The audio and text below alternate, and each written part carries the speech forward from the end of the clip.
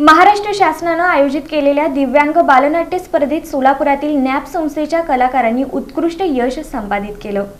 महाराष्ट्र शासनानं आयोजित केलेल्या दिव्यांग बालनाट्य स्पर्धेत सोलापुरातील Rajiv Gandhi memorial school for the blind या संस्थेच्या कलाकारांनी उत्कृष्ट यश संपादित केलं। या स्पर्धेत कलाकारांनी विठ्ठलास आमंत्रण या नाटकासाठी 4 पारितोषिकं पटकावली। गेल्या 5 वर्षांपासून दिव्यांग बालनाट्य स्पर्धेत सोलापुरातील नॅप संस्थेच्या Rajiv Gandhi memorial school for the blind या संस्थेनं सातत्यानं यश प्राप्त केलं आहे। हीच परंपरा कायम राखत यंदाच्या वर्षीही फुलावती आगाशे लिखित विठ्ठलास आमंत्रण हे नाटक सादर केलं। 25 कलावंतांचा सहभाग असणारं हे नाटक रसिकांच्या पसंतीस उतरलं।